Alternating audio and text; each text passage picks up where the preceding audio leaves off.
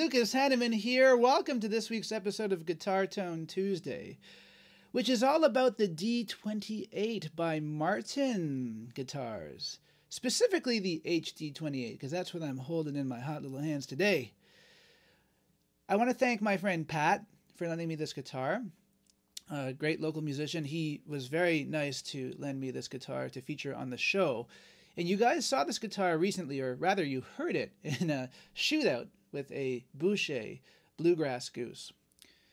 Now, the Martin D28 has a very long and kind of complex history, but needless to say, it's the guitar that we all picture when we think of an acoustic guitar. Probably, I would say, right? When you just think of your standard acoustic guitar, you picture a D28 or a D28-esque, guitar. It's historic. It is completely iconic now. But it wasn't always that way. The Dreadnaught guitar was initially introduced in 1916. Martin introduced it under this brand called Ditson, which they were manufacturing in New York.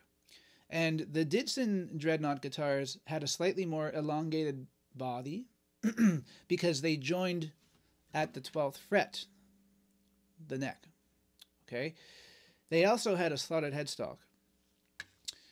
These guitars did not take off. Back in those days, people did not want big guitars. They were used to parlor guitars. They were used to smaller sizes, double O's, nylon string guitars, things like this. Eventually, though, they decided to reissue the Ditson guitars under their own name in 1931, still with the 12-fret neck joint and, the rounded shoulders. But in 1934, they decided to square things off and join the body at the 14th fret. Hence, the HD28, as we know it today, stems from that body design, the D28, which came out in 1934. And in the 1935 catalog for Martin guitars, they said something to the effect of, this guitar has the bass frequencies that you need. Basically, they kind of marketed it almost as a bass guitar, which is kind of funny. But it's because it's got this beautiful booming low end. Perfect for backing up a singer. Therefore, the guitars took off in the country music scene. Early proponents of the D28 were people like Johnny Cash. Even earlier, we look at country music and we see, people like Hank Williams with his D28. And, Gene Autry, of course, with that really beautifully adorned Dreadnaught, that he had. So it was kind of the cowboy country scene for a while. But then these guitars took off with lots of singer-songwriters come the 60s. At Woodstock, Crosby, Stills, Nash & Young played their second gig, and they had Dreadnaughts with them. I believe theirs were D35s, but still very similar to the D28. And people like Neil Young have been well known for playing D28s, throughout their careers. The Beatles, the list goes on and on. There's so many amazing musicians who have played these guitars. And the reason why? Well, the sound speaks for itself. These guitars you can literally do anything on. Anything at all that you want to do, right? So if I put down my pick and just play fingerstyle for a minute.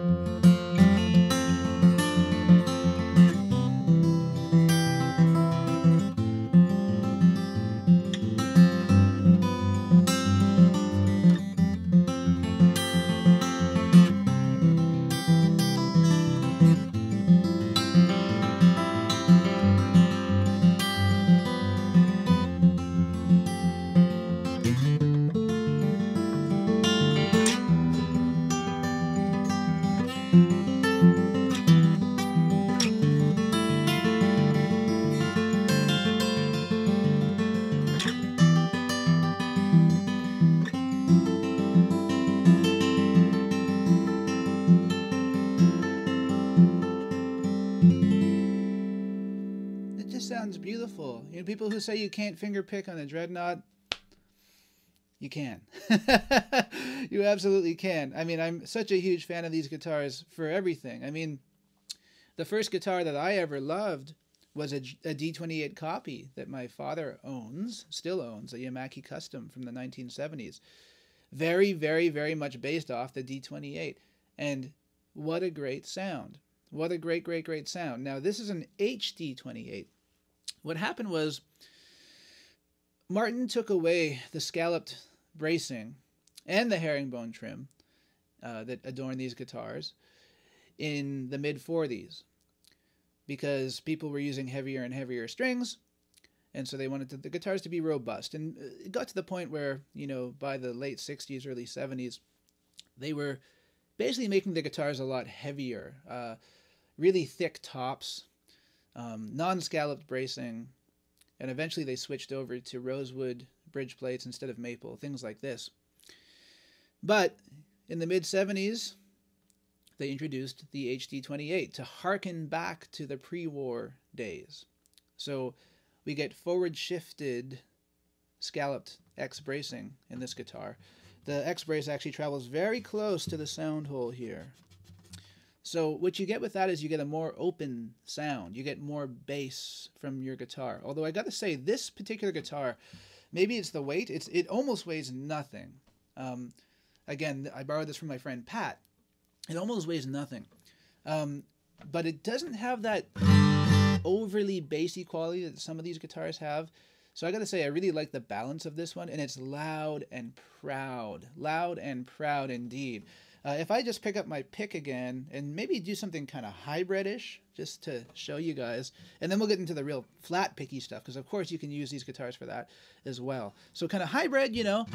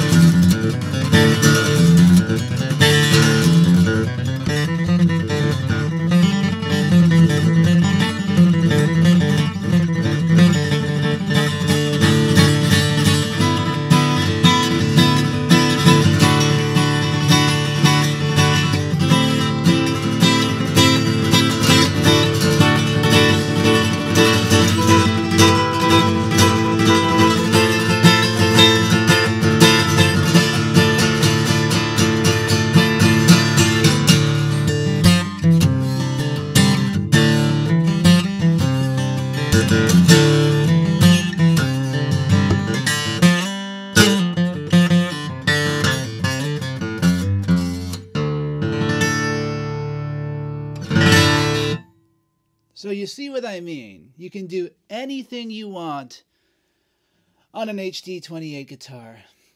They are historic. I have never owned one personally, but man, I really, really, really love them. And it was such a treat to get the chance to feature one on the show, you know. Not only are they good for standard tuning and drop D tuning, but, you know, people like Michael Hedges did things and, you know, brought these down into dadgad. Might as well go for it, right? You know, so you can do all kinds of crazy stuff. Really resonant, you know. Oh, sorry. Dud note, okay.